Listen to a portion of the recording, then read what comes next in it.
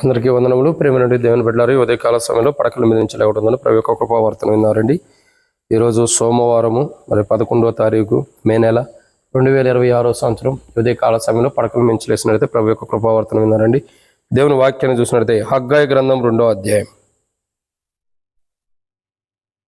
హగ్గాయి గ్రంథము 2వ అధ్యాయము మనం చూస్తున్నట్లయితే మరి 23వ వచనాన్ని చదువుదాం. నా సేవకుడు వగు షయల్తీయేలు కుమారుడు అయిన జెరుబ్బాబెలు, నేను నిన్ను ఏర్పరచుకుని ఉన్నాను గనుక ఆ దినమున నేను నిన్ను తీసుకుని ముద్రాయుంగారముగా చేతును, ఇదే సైన్యములకు అధిపతియగు యెహోవా వాక్కు. కాబట్టి ప్రియులారా, ఉదయకాల సమయంలో పడకల మీద నుంచి లేసినట్లయితే ప్రభు యొక్క కృపావర్తన మనం విన్నట్లయితే ఇక్కడ రాయబడి అన్నమాట, నేను నిన్ను ఏర్పరచుకుని ఉన్నాను. సో ప్రభు మాట్లాడుతున్న మాట ఏంటంటే, నేను నిన్ను ఏర్పరచుకుని ఉన్నాను గనుక ఆ దినమున నేను నిన్ను ముద్రాయుంగారంగా నేను తీసుకుని నిన్ను ముద్రయుంగారంగా చేస్తానన్నాడు. నేను నిన్ను ఏర్పరచుకున్నానని ప్రభు మాట్లాడుతున్నాడు. ఇక్కడ ఈరోజు మనం దేవుని వాక్యాన్ని చూసినట్టే, దేవుని లేఖన భాగాలను చూసినట్టే, దేవుడు మనల్ని ఏర్పరచుకున్న వాడుకుంటూ వస్తున్నాడు. దేవుని ఏర్పాటు అన్నది బహు గొప్పదైనదిగా ఉంటుంది, బహు శ్రేష్టకరమైనదిగా ఉంటుంది. సో దేవుని ఏర్పాటులో మనం ఉండాలి. దేవుడు దేని కొరకు ఏర్పరచుకున్నాడు అని అంటే చాలా విషయాలు ఉన్నాయి. నేను నిన్ను ఏర్పరచుకుని ఉన్నాను అని దేవుడు అంటున్నాడు. దేవుడు మనల్ని ఏర్పరచుకున్న కారణము ఏంటంటే, మొట్టమొదటిగా మనం చూసినట్టయితే రండి, దేవుని వాక్యాన్ని చూసినట్టయితే మొట్టమొదటిగా ఆది కాండము, దేవుడు మనల్ని ఏర్పరచుకోవడానికి గల కారణము రండి ఆది కాండము. మరి మనం చూసినట్లయితే 12వ అధ్యాయం 1వ వచనం, నీవు లేచి నీ దేశం నుండి, నీ బంధువుల వద్ద నుండి, నీ తండ్రి ఇంటి నుండి బయలుదేరి నేను నీకు చూపించే దేశంలోకి వెళ్ళుము. కాబట్టి ఇక్కడ మొదటి కోణం, దేవుడు మనల్ని ఏర్పరచుకోవడానికి గల కారణం, అబ్రహామును దేవుడు ఏర్పరచుకున్నాడు. ఎందుకు దేవుడు అబ్రహామును ఏర్పరచుకున్నాడు అనంటే, మొట్టమొదటిగా దేవుని వాక్యాన్ని చూసినట్టే అబ్రహాము నీతిమంతులకు తండ్రిగా ఉండటానికి దేవుడు ఏర్పరచుకున్నాడు. అబ్రహాము నీతిమంతులకి తండ్రిగా ఉండటానికి. ఈరోజు మనం ఈ ఉదయకాలం పడకల మించి లేసినట్టయితే ప్రభు యొక్క కృపావర్తన వింటున్న మన జీవితాల్లో మనల్ని దేవుడు ఏర్పరచుకున్న కారణం ఏంటంటే, నీతిమంతులకు తండ్రిగా ఉండటానికి దేవుడు ఏర్పరచుకున్నాడు. నీతిమంతులైన వారికి తండ్రిగా మనం జీవించడానికి దేవుడు ఏర్పరచుకున్నాడు. మనం అనీతిమంతులుగా, నీతి లేని వారిగా, నీతి తక్కువ కలిగిన వారిగా జీవించడానికి కాదు.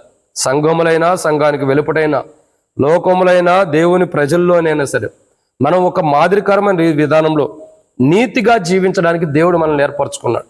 అబ్రహాం ఏ రీతిలో అయితే నీతిమంతులకు తండ్రిగా పిలువబడుతూ వచ్చాడు, అబ్రహాం యొక్క సంతానంగా చేయబడిన మనల్ని దేవుడు ఏర్పరచుకోవడానికి గల మొదటి రీజన్ ఏంటంటే, నేను నిన్ను ఏర్పరచుకున్నాను అంటున్నాడు. దేని కొరకు ఏర్పరచుకున్నాడు? ఆయన నీతి కలిగి మనం జీవించాలి. భూమి మీద అనేకులు ఆయన నీతిలో నడిపించాలని, నీతి కలిగిన వారుగా మనం ఉండాలని, ఆ నీతి కలిగిన వారుగా దేవుడు మనల్ని ఏర్పరచుకున్నాడు. ఆయన ఏర్పరచుకున్నాడు ఎందుకంటే నీతి కలిగిన వారుగా మనం ఉండాలి. ఈరోజు ఉదయకాలం పడకల నుంచి లేసినట్టు ప్రభు యొక్క కృపావర్తన వింటున్న మన జీవితాల్లో అబ్రహాము వలె నీతిమంతులుగా ఉండటానికి దేవుడు మనల్ని ఏర్పరచుకున్నాడు. ఆ నీతిమంతులుగా లేకుండా నీతి లేని కార్యాలు మనం చేస్తూ వస్తే దేవుని ఏర్పాటులో నుంచి మనం తొలగిపోతాం. ఇది మొదటిది. రెండోదిగా చూసినట్లయితే ఆయన అంటున్నాడు, నేను నిన్ను ఏర్పరచుకున్నాను. మొట్టమొదటిగా ఆయన మనల్ని ఏర్పరచుకున్నాడు. దేని కొరకు అంటే నీతిగా జీవించడానికి ఈ లోకంలో మనల్ని ఏర్పరచుకున్నాడు. రెండోదిగా ఆయన దేని కొరకు ఏర్పరచుకున్నాడు అనంటే దేవుని వాక్యాన్ని చూసినట్లయితే నిర్గమాకాండం 3వ అధ్యాయం. నిర్గమాకాండం 3వ అధ్యాయం దేవుని వాక్యాన్ని చూసినట్లయితే ఇక్కడ ఒక మాట, గొప్ప మాట రాయబడి ఉంది. నేను చదువుతున్నది చూడండి.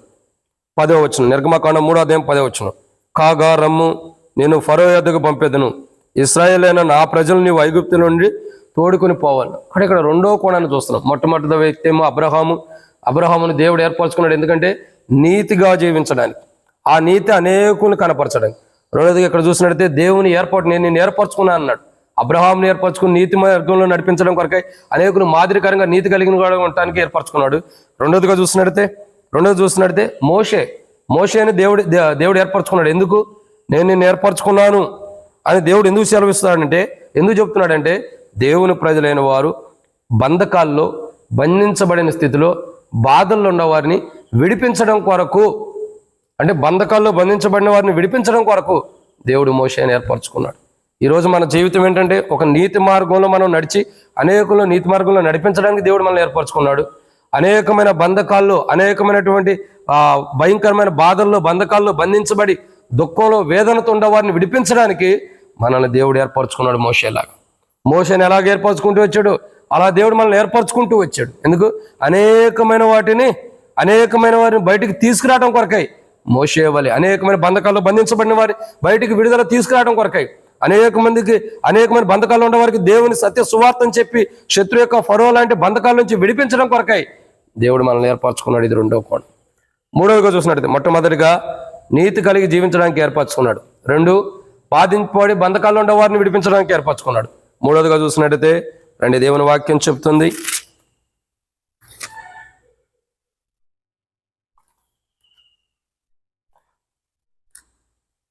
రెండో వాక్యాన్ని మనం చూద్దాం. రండి, దేవుని వాక్యాన్ని చూసినట్టయితే ఇక్కడ మరొక విషయాన్ని మనం చూద్దాం.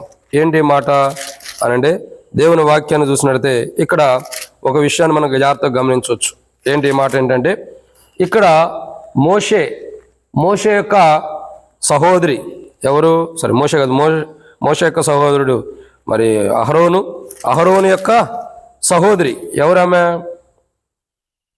ఎవరంటే మిరియాము. వీళ్ళిద్దరి జీవితాలు మనం జాగ్రత్తగా గమనించినట్టయితే వీరి యొక్క అనుభవాలు మనం చూడగా, వీరు చేస్తున్న పనులు చూడగా, వీళ్ళు చేస్తుంది ఏంటండి? మోషే మీద తిరగబడినటువంటి అనుభవం, మోషే మీద తిరగబడుతున్నటువంటి అనుభవం. అప్పుడు మోషే మీద తిరగబడగా దేవుని ప్రజలతో మాట్లాడుతూ వస్తాడు. అది కరెక్ట్ కాదన్నట్టు. ఇక్కడ మూడో కోణం ఏంటంటే, మోషే యొక్క జీవితము, మోషే యొక్క అనుభవం మనం చూసినట్టయితే, మోషేని గురించి చూసినట్టయితే మోషే యొక్క అన్న కానీ తన సహోదరి కానీ ఏమంటారు? ఆయనైనా చేసేది, ఆయనైనా అన్నీ చేసేది, మేము చేయలేమా, మా వల్ల కాదా అన్నట్టుగా వాళ్ళు మోషే మీద తిరగబడతారు. అది మన సంఖ్యాకాండం 12వ అధ్యాయంలో మనం చూసినట్లయితే మోషే మీద తిరగబడిన అనుభవాన్ని చూస్తూ వస్తున్నాం వాళ్ళు. అయితే దేవుడు మాట్లాడుతూ వస్తాడు.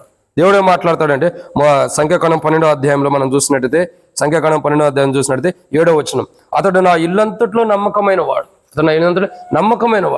సో దేవుడు ఎందుకు ఏర్పరచుకున్నాడు మనల్ని అంటే, ఒకటి, నీతిమంతులుగా జీవించడానికి ఏర్పరచుకున్నాడు.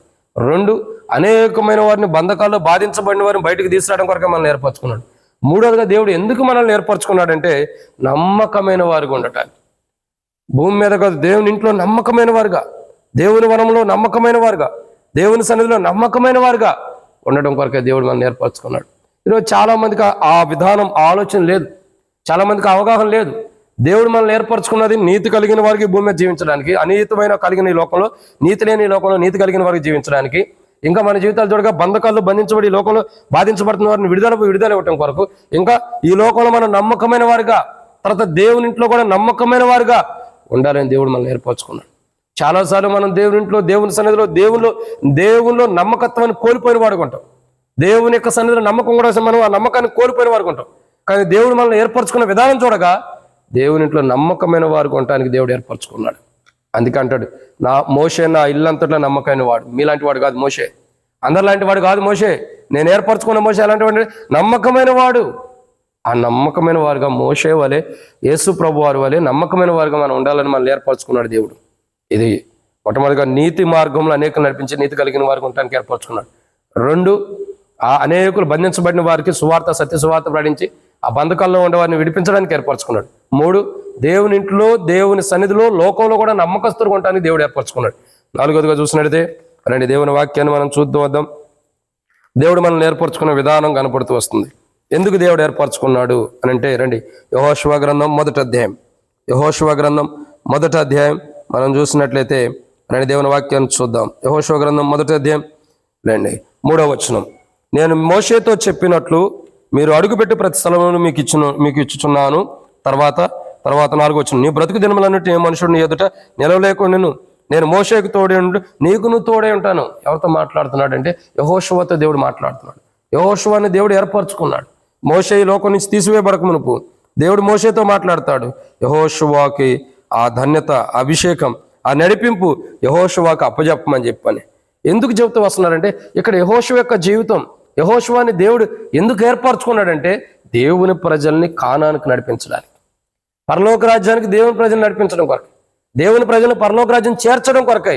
అంటే ఒక మాటలో చెప్పాలంటే, ఆ యెహోషువ కానాన్లోకి దేవుని ప్రజలను చేర్చడానికి దేవుడు ఏర్పరచుకున్నాడు యెహోషువని. అదే రీతిలో మనల్ని దేవుడు ఎందుకు ఏర్పరచుకున్నాడు అంటే, అనేక మందిని యెహోషువ వలె పరమకానైన పరలోక రాజ్యానికి మనం చేర్చడం కొరకై దేవుడు మనల్ని ఏర్పరచుకున్నాడు. ఆ పరలోక రాజ్యానికి అనేకం చేర్చడం కొరకు దేవుడు మనల్ని ఏర్పరచుకుంటే మనమే పరలోక రాజ్యానికి వెళ్ళే స్థితిలో కోల్పోతున్నాం. మనమే పరలోక రాజ్యానికి వెళ్ళలేని స్థితిలో ఉంటున్నాం. మనమే పరలోక రాజ్యానికి వెళ్ళలేనంత బలహీనతలో మనం ఉండిపోతూ వస్తున్నాం. ఈ ఉదయకాలం పడకమించలేదని ప్రభు యొక్క కృపావర్తన మన జీవితాల్లో మనం యెహోషువ అవ్వాలి. యెహోషువ కానాన్లోకి అనేకులు ఎలా నడిపించడం కొరకే దేవుడు ఏర్పరచుకున్నాడు. మనం కూడా పరమ కానానైన పరలోక రాజ్యానికి అనేకులను చేర్చడం కొరకై మనల్ని దేవుడు ఏర్పరచుకున్నాడు. మనం అనేకులు దేవుని రాజ్యాన్ని చేర్చే విషయంలో కోల్పోయి అసలు మనం కూడా చేరలేని స్థితిలో ఉంటున్నామంటే అది ఎంతో దౌర్భాగ్యమైన స్థితి. దాన్ని సరి చేసుకుందాం. మనల్ని ఏర్పరచుకున్న ఏర్పాటు వేరు.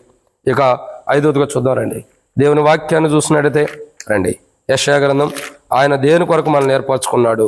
యెషయా గ్రంథము, దేవుని వాక్యాన్ని చూసినట్టయితే యెషయా గ్రంథము 40 చూడండి. యెషయా గ్రంథము దేవుని వాక్యాన్ని మనం చూస్తున్నట్టయితే యెషయా గ్రంథము 43వ అధ్యాయం. యెషయా గ్రంథం 43వ అధ్యాయం చూడండి. నా నిమిత్తం నేను నిర్మించిన జనులు నా స్తోత్రమును ప్రచురం చేయుదురు. యాకోబు, నీవు నాకు మొరపెట్టలేదు.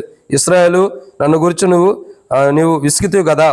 దహన బలులు, గొర్రె మేకలు పిల్లలను నా ఎదుకు తేలేదు.